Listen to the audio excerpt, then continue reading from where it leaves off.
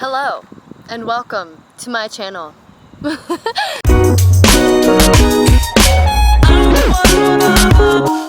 Hello and welcome to my channel. My name is Monica. I'm filming outside just because of the fall foliage. It's a beautiful day and why not? I love being outside. So let's kick it off. Make sure to like and subscribe. I will be posting more videos like this and giving a lot of budget tips and a lot of videos on places I've gone, stuff like that.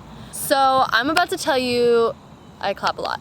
So I'm about to tell you 10 things that you should do if you're trying to travel while you're still in college, you don't know how to travel. Here we go. The first one is obvious, but it's obviously studying abroad or doing an exchange abroad. You can do that at any time of your year. You can do it during your fall semester, your spring semester, or your summer. You just have to make sure it has your credit classes and everything. I think studying abroad is a really good way to travel, especially if it's your first time traveling. You have a group of people going with you, so you're not alone. You have kind of like a select itinerary, so you have places to go and field trips that they have already planned out for you, and plus you're getting college credits for it. So if you're doing school, you might as well be in a different country anyway. The next thing you could do is work abroad.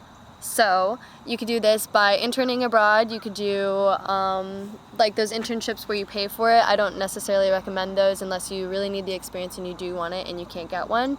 Other than that, you can au pair, and that's basically like babysitting, but you're in a different country and you're living at the hostess's house, and they usually cook dinners for you and give you a place to stay for free. So that's a good way to travel for less money. Another thing would be working away and working on farms. You could exchange work for a free stay in Hawaii or something like that. Something that's not looked upon is actually school organizations. School organizations are a really good way to travel across the country in some ways. I know that I'm going on a networking trip with my organization, so that's something that we are doing. You just have to look and see what your school has. Just look at your list of student orgs and see what they do. You could actually find orgs that go on networking trips, go on ski trips, or actually just go and raise money the whole year to go on a volunteer trip, like for Give.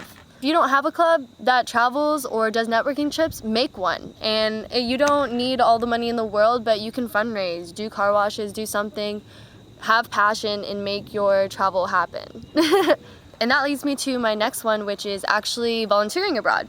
You can volunteer at elephant sanctuaries, volunteer at turtle places, conservatory places, and anything you want. Just research as much as you can to make sure it's ethical, sure they're not just taking all your money, and like has good reviews so you know you're gonna be safe. I volunteered by myself in Thailand when I was 19 at a elephant sanctuary, and I got it for like $400 for 1 week. It is like, that was the cheapest one that I found, but I think that's a really good way to experience something that's bigger than yourself and not only travel but give back. Also, your majors, minors, and certificates. So you could be an international business major like me, and I am required to study abroad twice. Or you could get an international business certificate, or you could do a global leadership certificate, where I went to Cambodia with my global leadership class, and then I also got to go on a networking trip to Chicago. Also, you can find cheap and free housing. Couch surfing, you can stay on someone's couch literally for free, or if you don't feel like doing that, then you could house sit someone's house or pet sit someone's house, where they allow you to stay at their house and watch over their pet for free.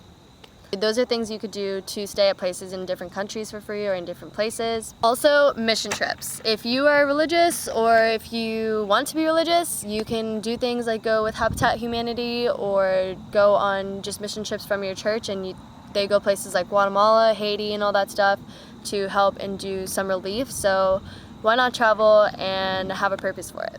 Take every weekend and any possibility that you can to travel, whether it's going on a road trip or going to your friends' houses. You just went to college, I'm sure your friends aren't exactly all at your college. Go visit them.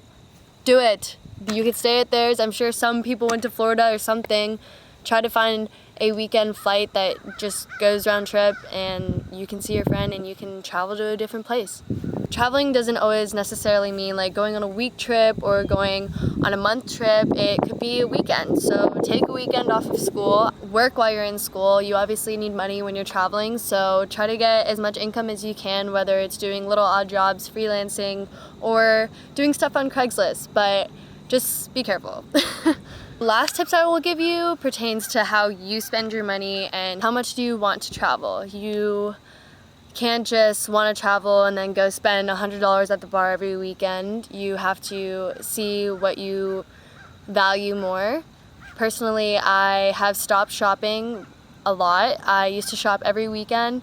Now I only shop twice a year, maybe, and during those times I get like a few items. So really, it's like as a college student, I know we're just kind of like what's going on, but it all really is like how you save and how you value it. Like always ask yourself want versus need. Like, do you want it or do you need it?